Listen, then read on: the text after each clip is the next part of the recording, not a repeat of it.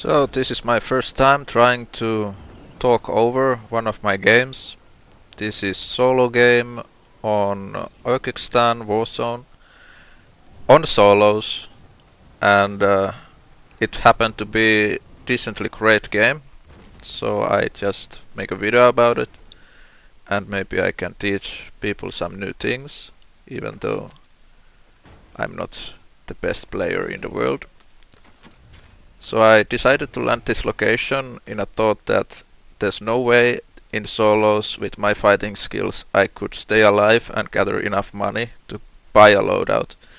So best thing for me to do is to wait for the free one, and I didn't want to go too far from the center because after the loadout my main point is going to the center and camp, some kind of easily holdable building or a position that players want to go into.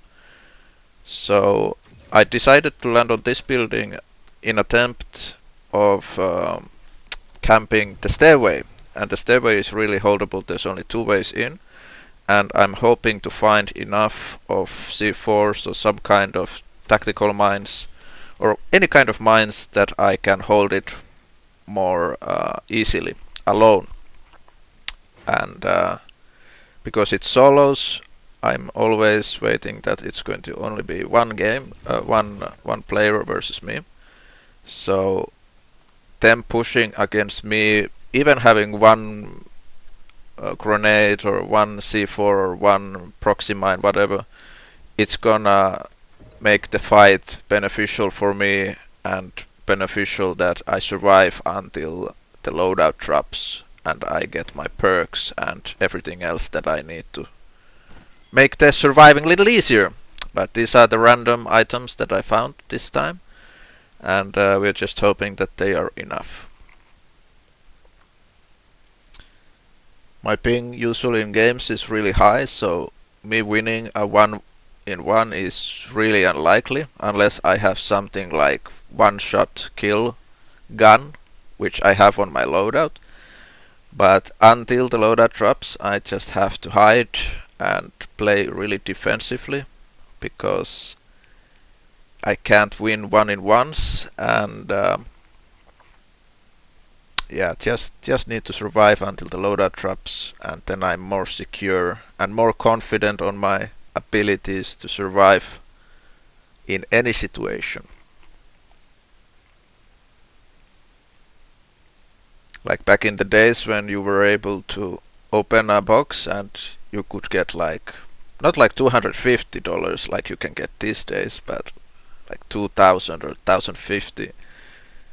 That was the time when I didn't even do missions. I just landed, I looted around long enough and I got the money to buy a loadout. But these days with these boxes, only way to get a loadout is to do a mission, and usually the missions are really dangerous, so I'm not sure if that's a wise call if you don't have the fighting ability. If somebody pushes you during intel mission, somebody pushes you, if you can't fight that one-on-one, trusting your skills that you can actually beat them, you shouldn't do those at all. And as can you see here, I have already attained a trophy system. It's probably one of the most OP things that you can carry, as long as you're a camper, of course, because it can block up to 12 projectiles. I thought it was 9 before, but I'm pretty sure that it's more than 9 these days. Everybody's playing impact grenades, and the gas grenade is nerfed, but like anyways it blocks everything, so really useful.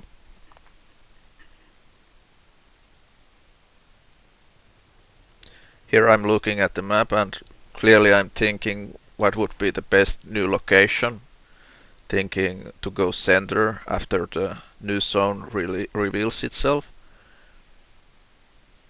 I don't like moving so much, so being on center gives me the purpose of staying still long period of times, and I can really put the mines and everything in place. so my defense is better than normally. As you see here, I start running towards the loadout immediately after it lands. This gives me the opportunity to get it better in a way that there might not be other people. Even though on the left side I already saw that there was they bought the loadout, so that means that there's a person nearby. So I'm making this really wide right flank, trying to avoid this person the best I can. As you can see here, as I move, I sometimes stop being always still, like all still, and I do it in attempt to hear the enemy footsteps. So if I'm walking, I'm hearing my own footsteps, but if I'm still, I can concentrate entirely on the enemies. And yeah, my perks are at the moment the resupply perk, the second perk. I don't know what it's called these days, but gives me unlimited amount of tacticals and lethals, which are now shock stick and proxy mines. I combine them, putting them next to each other, which makes the shock stick go up first, making the enemy slow down and confused also, and that gives the time required for the proxy mine to go off. Like you can't dive block it, like some people usually do a slide cancel or something to avoid the explosive, but the shock stick make it so that they can't avoid the explosion no matter what, as long the things are placed in a way that they both go off at the same time, but the shock stick slows down the enemy. My first perk on this run is Scavenger. It allows me to get more launcher ammo for my guns if I happen to kill someone. It gives 1 launcher ammo per kill if you get the package right. And on my third perk I have the High Alert, I guess. I don't know what it's called these days, but maybe Alertness, I don't remember. But yeah, it's just letting me know if somebody's like below me. It gives me the nearby sign on my screen, so I can know, like based on the footsteps and based on when the nearby comes to my screen, I can know if the enemy is coming from on top of me or if she's coming below me, and then I can already aim down sight to that location of mines to give that needed boost to the damage that they go down in one shot. So the launcher, even though it has the explosive radius and even though you would hit it to the body, it's only like 299 damage, so they will not go down only from the damage of the launcher. So that needs the boost from combined damage from 1 mine and 1 launcher, making it over 300, and it's an automatic down. And because of the shock stick, they have almost no way to avoid the damage coming in. Of course, there's a couple perks. They can hack the mine or they can see through the wall and shoot the mine. But because of the resupply perk, I can just throw new ones over there and I'm really securing myself. Here I see the new zone and I'm thinking where to go. And what I usually like to do in that building that I have pinged, there is a bounty mission inside that building, which means that the sweaty players who don't usually concentrate so much on their surroundings will try to attain that bounty. So I will get more kills that way. And here you can see me switching around these items. In a way, I wanna get my trophy system with me. So first throwing the zipline and then taking the trophy up and then ziplining myself to the next building. I try to make the landings as quick as possible, because if I get shot from the sky or they see me landing, I want to be ready to take them in, welcoming them in with my setup.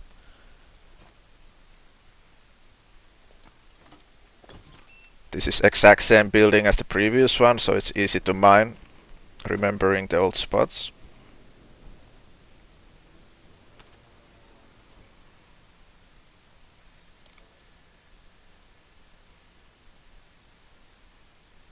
This build that I currently have is like mostly for kills or camping kills. It's not ghosted, so if there's a UAV, I'm glad that there is, because then they can push me if they want to.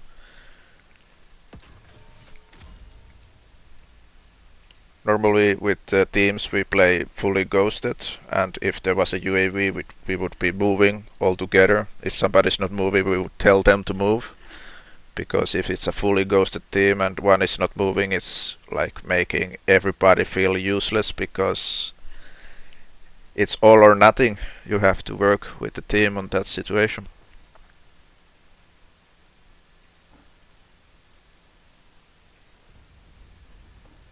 But yeah, my guns at the moment, I have the RPG as a secondary, of course. It's sadly the best launcher in the game. Like the explosive radius and the direct hit damage, they are the highest, and the reload speed is almost on the faster side. So there's really no downside to choosing this gun over the others. And then my first gun is the KTMR sniper rifle with aftermarket parts, which makes it also as a launcher, and that is second to none only gun in game that is one shot to anywhere in body. The other gun is the crossbow with the explosive tip, but the KTMR with the aftermarket parts is also one shot.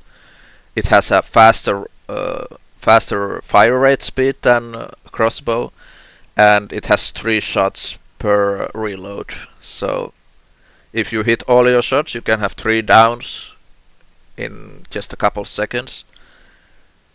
And it's also highly accurate. Like the crossbow, if you try to shoot someone who's even still like 50 meters away. Oh, we have some happening here. Alright, that was a sweaty player because he's left. And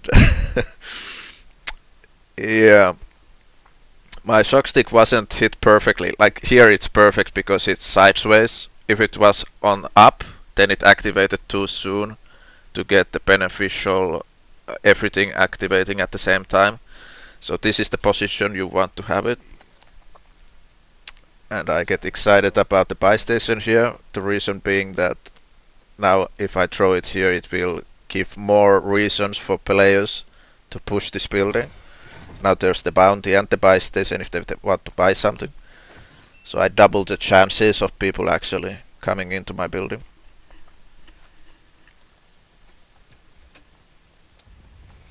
Also the buy station gives me the ability to buy self-revive and more stuff for later purposes.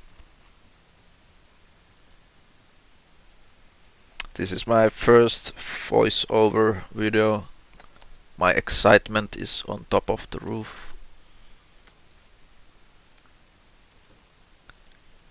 I know that my channel isn't big and there's probably like the percentage of this kind of teach how to camp videos is not the highest among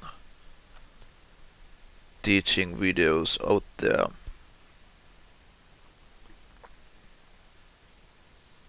If I weren't playing a launcher on my loadout, I would probably make a double mine instead of single mine. So the double mine, same thing.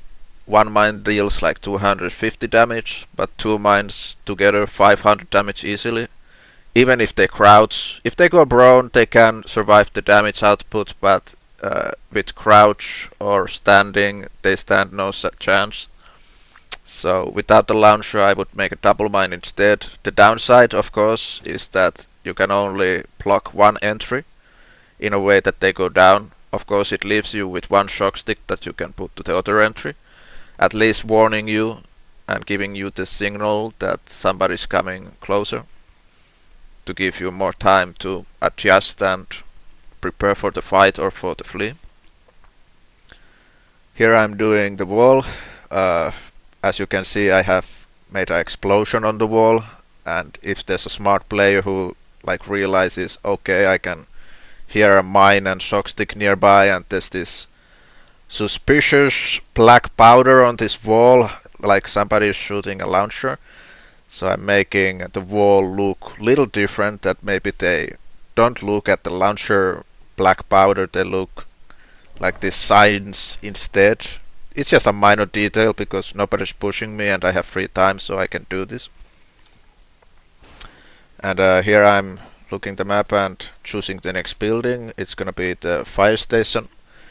It's decently easy to hold building if you do the staircase or the second floor. I would never go to the tower, it's just too risky. Too many openings, but mentioned before are really good. I think I'm going to, yeah, I'm gonna drop that and buying a zipline and repeating exact same that I did previously. I heard some flying, so I was ready to fight, but after hearing them landing, I'm ready to go. I'm aiming for the back window instead of going to the rooftop, because I don't know if there is somebody on the rooftop or on the tower, so this is the safest way to land. And as I didn't hear anyone nearby, assuming that they are on the bottom floor or then assuming that they are on the tower, I'm free to mine these places without getting risk.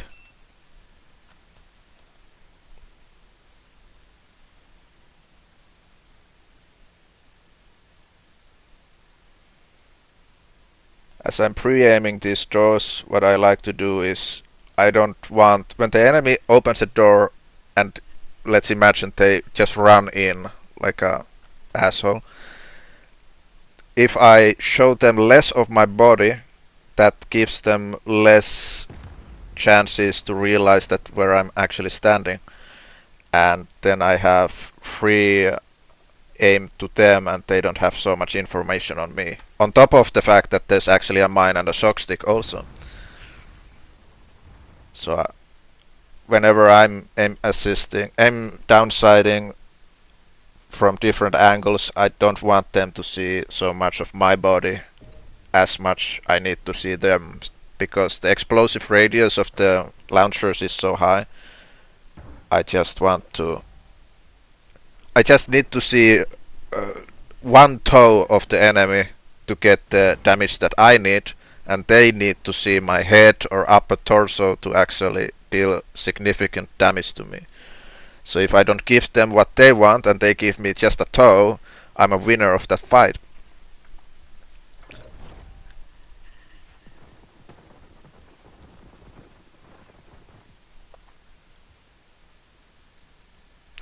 But yeah, as I start to reach the ending point of this game, one thing that I start to realize is that I don't have stims, as I am a gas player mainly.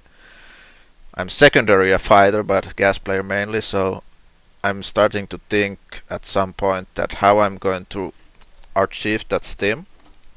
One stim is enough for me to win. I was hoping originally that I would get a kill and maybe the player that I killed had a stim. Like I didn't go into this game to win it, I went to have fun. But as the ending starts to clear out, I'm starting to realize that I might have a fighting chance here. So I picked that building, of course, for the reason that it has a bathroom of 6 stims, and I'm trying to calculate that do I have enough stuff to reach it that far. I have the gas mask and the self-revive, and I took the helicopter thing, whatever that's called, I don't remember, in a purpose that if I need to, I can use it as a faster way to flank into that building. If I just run to that building, of course it's just wide area, open area, I'm free to be shot in. So I have to anyways to make some kind of flank into those bathrooms. And we just see what I decided here.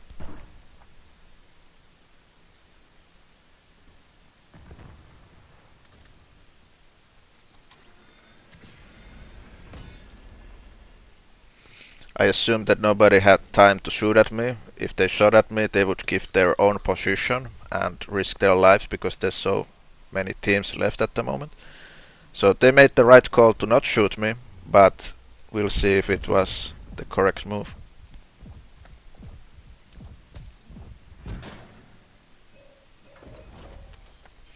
Seeing that the zone pulled me was a really happy surprise, and it pulled in a way that I can actually get to the second floor and hold it really securely in a way that no solo can push me alone.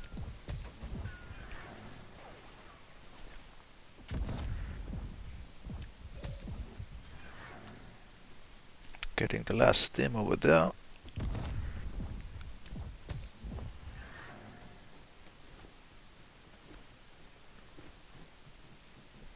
I can hear the ladder, so I know there's one enemy on the rooftop.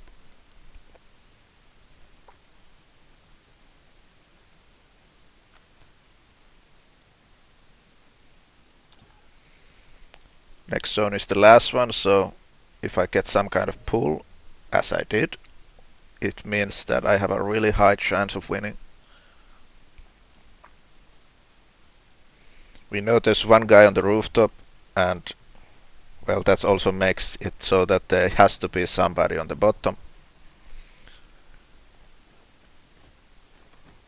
I'm always closing the doors because if the enemy runs through them, I can clearly hear that they are coming. Like there's no doubt.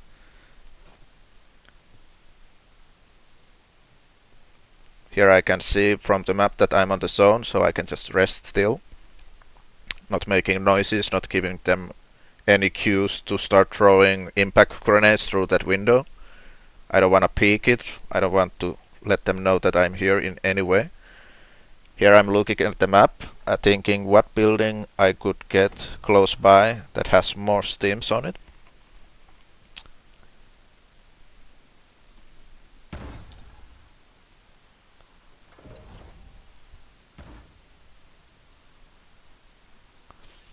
I just threw one mine there as a souvenir to confuse them. And after this point I'm pretty convinced that he can't follow me.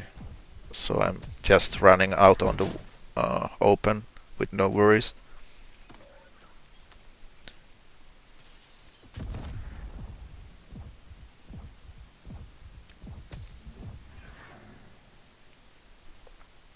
This building has 2 bathrooms, as we soon see.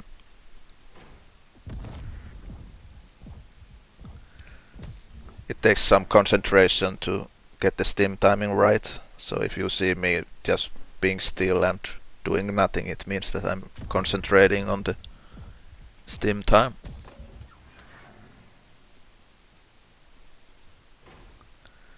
The bottom floor has a higher chance to find a PDS, so that's why I came here. But there was no need for it. So that's my game.